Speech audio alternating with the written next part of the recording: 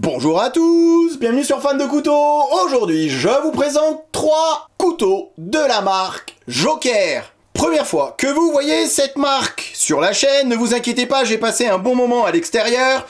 Si je suis rentré, c'est également pour vous faire des comparaisons avec d'autres modèles bien connus. C'est également pour la raison, je me faisais bouffer. Mais alors quand je dis bouffer aux moustiques, autant c'était presque insoutenable. J'avais pourtant mis du produit sur mes bras et sur mes vêtements, histoire que ça soit un peu répulsif, mais alors ils n'en ont strictement rien à faire.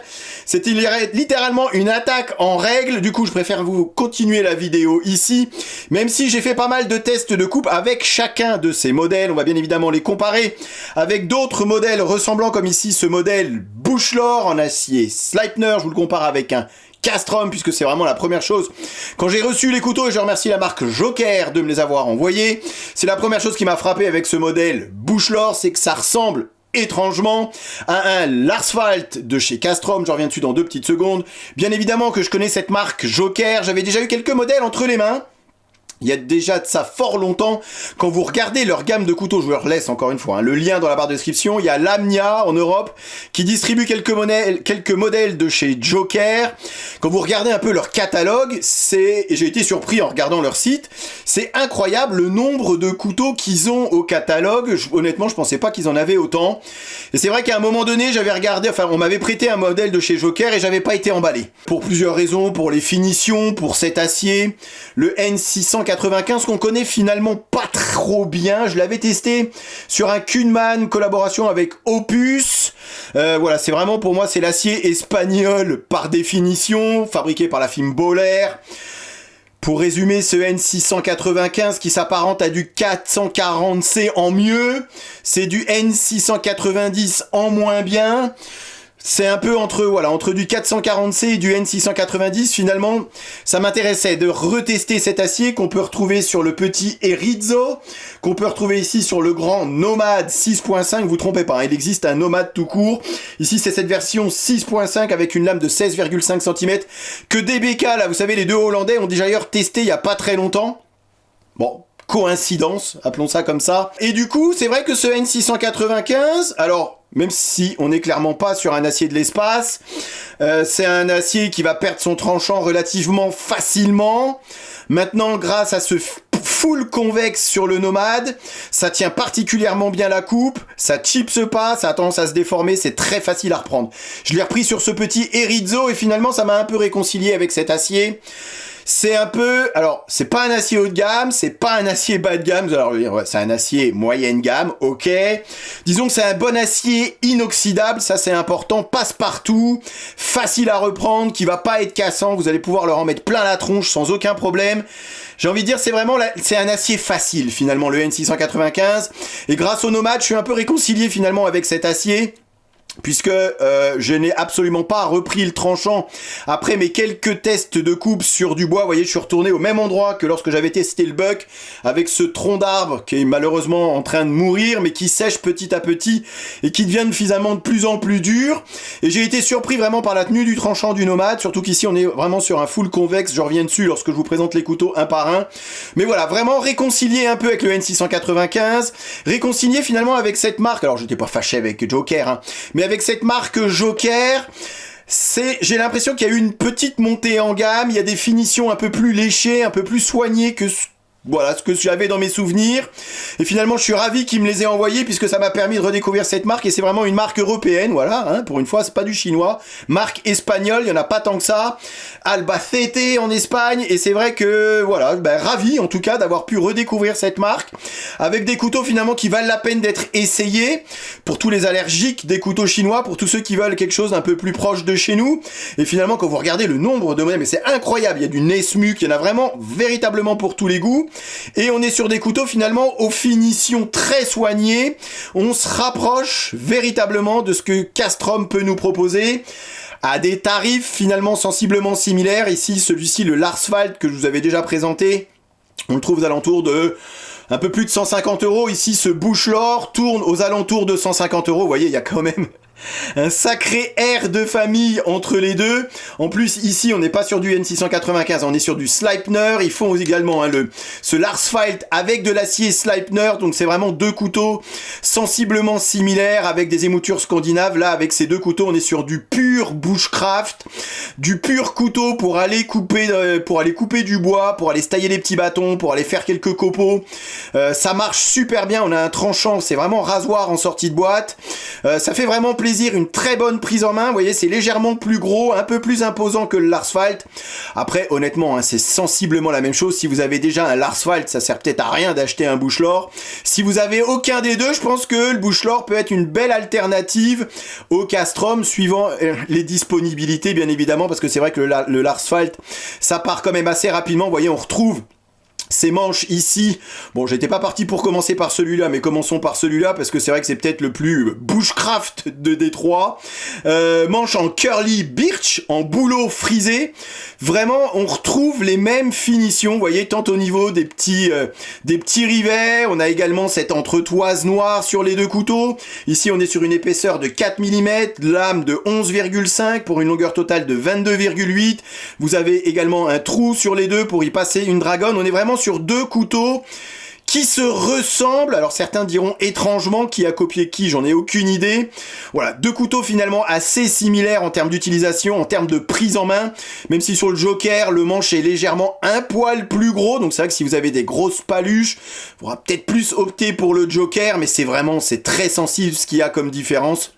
Alors là, c'est pas du Sleipner, ici c'est du K720, mais sachez que le Castrum, il existe également le Larsfeld avec de l'acier Sleipner qui est un D2++, plus de résistance au choc, moins cassant, un peu moins chiant à aiguiser également. Par contre, comme le D2, c'est un acier qui va être semi-inoxydable, donc va falloir en prendre soin de son acier Sleipner. Mais vraiment, voilà, j'ai retrouvé vraiment la prise en main du Castrum, j'ai retrouvé ce feeling et cette finition qu'il y a finalement sur le modèle Castrum, qui sont des couteaux qui sont avant tout faits pour être utilisés. Hein. C'est pas des couteaux de vitrine, ça c'est un couteau avec cette prise en main qui est juste géniale. On a juste génial.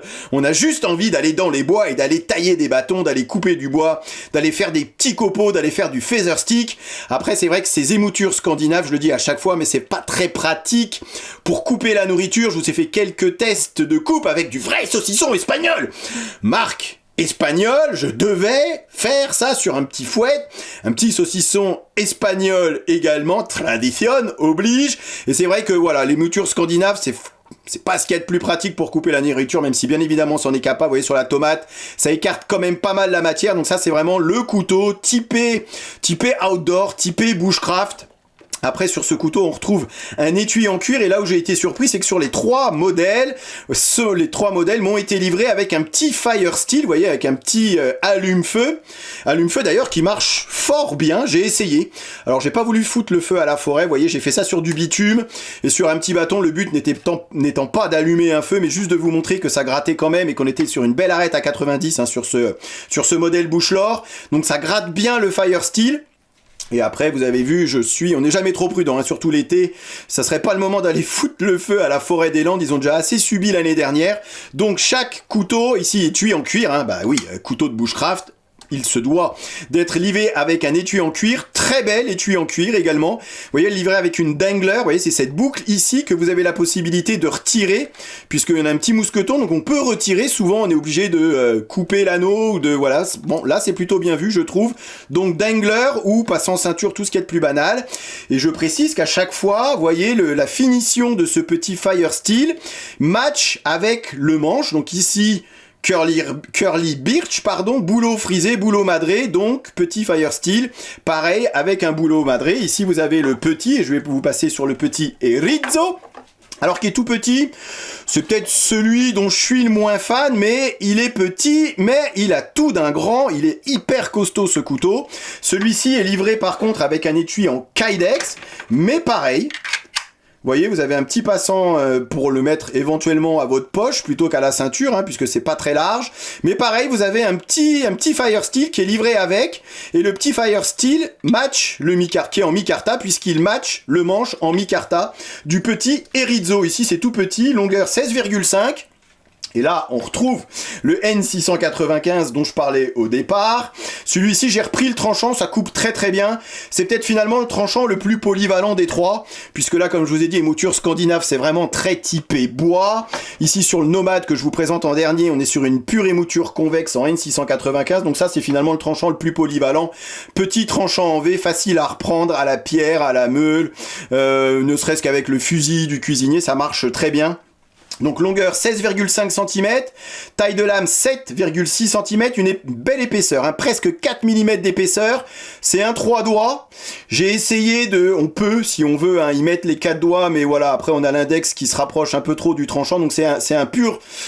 On va dire, allez, un pur 3 doigts, ça marche plutôt pas trop mal, et vu cette épaisseur de lame, on sent que c'est un petit bourrin le truc, et on va pouvoir lui en mettre plein la tronche. On a une belle forme de lame, un peu clip point comme ça, avec un beau tranchant bien épais. Donc si vous voulez faire du petit bâtonnage, voilà, ça c'est vraiment le backup knife, le couteau qu'on a en secours, dont on va pas se servir en lame principale, mais pour dépanner, comme ça, pour préparer le casse-croûte, préparer le pique-nique.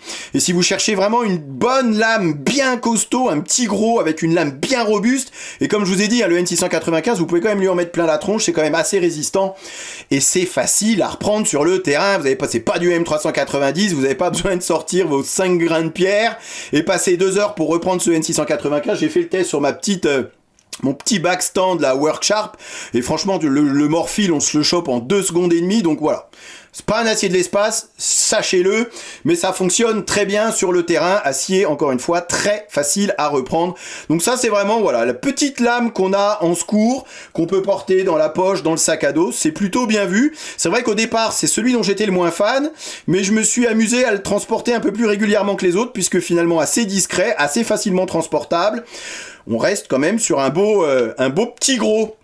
Allez, je termine avec le modèle, alors je vais pas dire le modèle phare, mais le modèle le plus grand qui est le Nomade 6.5, et je vous disais que DBK, les deux Hollandais, ont fait une présentation de ce couteau, et eux-mêmes ont été surpris par la capacité de coupe du couteau, puisque finalement on n'est pas sur un couteau non plus, c'est pas une machette, hein, 29 cm, donc vous voyez ça fait pas 30 cm de couteau, 16,5 de taille de lame, 5 mm d'épaisseur, toujours en N695, avec, comme je disais, une belle émouture convexe. Donc j'ai vraiment là les 3 types d'émoutures sur les couteaux, vous voyez, scandinave, le petit tranchant en V classique, tout ce qu'il y a de plus classique, et ici un beau tranchant convexe qui permet vraiment d'avoir une bonne tenue du tranchant. Du coup on a un tranchant qui est quand même un petit peu plus résistant, il y a un peu plus d'acier derrière le tranchant, et ça fonctionne très bien. Je me suis attaqué à ce tronc d'arbre là qui ne demandait qu'à être coupé finalement. Et c'est vrai que ça marche très bien. Alors encore une fois, hein, c'est pas une machette, on a que 16,5 cm de taille de lame, mais ça fonctionne très bien pour les coupes à la volée comme couteau de camp. Ici, manche en noyer, donc vous avez suivi, petit fire steel en noyer également. Étui en cuir sur ce Nomade qui est très bien foutu, c'est très joliment fait, et les finitions, je vais insister là-dessus puisque c'est vraiment voilà, c'est ça qui m'avait peut-être un peu freiné au départ, il y a de ça quelques années, quand j'avais touché des modèles quand j'avais eu quelques modèles Joker entre les mains. Mais c'est vrai que là, niveau finition, j'ai l'impression qu'il y a vraiment eu une amélioration. Tout est parfaitement aligné. Vous voyez, on retrouve des petites intercalaires noires ici du plus bel effet qui vont amortir légèrement les chocs. Vous avez ici un talon dépassant, légèrement grippant. Donc on va pouvoir gratter un Fire Steel. Il faut que je vous montre ce qu'ils mettent dans la boîte en plus, et c'est toujours une petite attention qui est super sympa. Et vous voyez, au niveau de la lame, on a une belle finition satin, et encore une fois ce beau tranchant convexe qui fait vraiment des merveilles lorsqu'on veut vraiment bourriner. Celui-ci, vous pouvez y aller hein, pour le petit élagage au fond du jardin, pour la petite coupe à la volée comme j'ai pu faire sur de la branche. Alors c'est sûr que le gros tronc d'arbre c'était peut-être un peu trop, vaut mieux une scie ou une hache, ça remplacera pas une hache, mais sur du petit ébranchage c'est super bien. Tous les couteaux sont livrés avec une dragonne, je vous l'ai pas précisé, mais vous savez, ceux qui me regardent régulièrement, que je ne suis pas fan de dragon. Du coup ici c'était une petite lanière en cuir hein, qui était livrée avec, que j'ai retiré, mais bon, sachez que c'est livré avec. Ici pareil, et vous le voyez dans le début de la vidéo, hein, il y avait c'était livré également avec une dragon. Et dans la boîte de ce gros modèle Nomade, vous avez en plus un petit bout de paracorde, qui était d'ailleurs disponible avec le petit modèle Erizzo, mais vous avez en plus avec ce modèle Nomade, je l'ai laissé dans le plastique, vous avez un miroir. Vous savez, ça c'est les miroirs pour alerter si jamais vous êtes perdu, donc on est vraiment dans le couteau de survie, hein, typé outdoor, couteau de survie, vous voyez, vous faites des petits signaux comme ça avec le miroir, et vous avez en plus un petit sifflet, voilà, si vous êtes paumé dans la forêt, pour qu'on puisse vous repérer facilement. Donc c'est, voilà, vocation survie. Bon, c'est pas comme ça qu'on va s'en servir forcément, mais voilà, un peu débranchage au fond du jardin, ça marche très très bien. Très bonne prise en main, et je terminerai par l'ergonomie générale des couteaux. Et d'ailleurs, même sur ce petit couteau qui n'est finalement qu'un 3 doigts, une très belle ergonomie, des manches qui sont bien galbées, qui sont bien creusées. Pareil, hein. Alors le Joker, je suis allé assez vite sur celui-ci, puisque finalement ça ressemble à un Castrum l'Arsphalt, mais vous voyez, tout le manche est galbé sur les côtés, galbé sur la hauteur, du coup on a vraiment une très bonne prise en main. C'est pas lisse, c'est pas, vous voyez, ils ont pas rajouté de vernis qui pourrait rendre le manche glissant. C'est moins glissant, par exemple, que ce qu'on peut retrouver sur le Castrum, et je trouve qu'on a vraiment une superbe prise en main. C'est très agréable de travailler avec, et vous voyez ici on peut vraiment se rapprocher au plus près des tranchants, comme ici où on peut vraiment travailler si jamais vous avez besoin de faire des petites tâches délicates. Et encore une fois, cette ergonomie qui est hyper bien travaillée, ça me fait un peu penser également, cette marque, à ce que Brisa peut nous proposer, à ce que Castrum peut nous proposer, sauf qu'ici avec la marque Joker, vous avez un nombre de couteaux et de choix de modèles assez hallucinant, ce que Castrum ou Brisa ne nous proposent pas. Mais c'est vrai qu'on retrouve vraiment cette bonne ergonomie, ces bons couteaux pour aller dehors. Voilà, c'est des couteaux qui sont faits pour être utilisés. C'est du bon couteau outdoor, certes. Pas encore avec des aciers de l'espace, mais a-t-on vraiment besoin d'acier de l'espace pour aller s'amuser dans le fond du jardin? Pas vraiment. Ça, en tout cas, c'est très facile à reprendre. J'ai été surpris à quelle vitesse j'ai pu reprendre le tranchant de ce petit Erizo, et je sais que pour beaucoup d'entre vous, en tout cas, ça a son importance de pas passer 2 heures à affûter son couteau. Voilà, je vais m'arrêter là. Je pense avoir fait le tour de cette marque Joker. En tout cas, une très belle surprise. Bravo. Muchas gracias para todos. J'essaye de me rappeler des quelques mots d'espagnol que j'avais appris à l'école. Non, vraiment très belle surprise, des belles finitions, des beaux couteaux, vraiment je sens l'envie de faire attention aux finitions et de nous proposer aujourd'hui des couteaux qualitatifs. Vraiment, Joker, chapeau. Muchas gracias y a la próxima vez. Hasta luego, hasta la vista, baby. Présentation, comparaison avec d'autres modèles et test de coupe en fin de vidéo, comme d'habitude. Ok, allez, voyons voir ce que ça donne. Rasoir. Encore une fois, les goûts et les couleurs. C'est simple et efficace. Je suis faible, j'achète. Il n'y en aura pas pour tout le monde.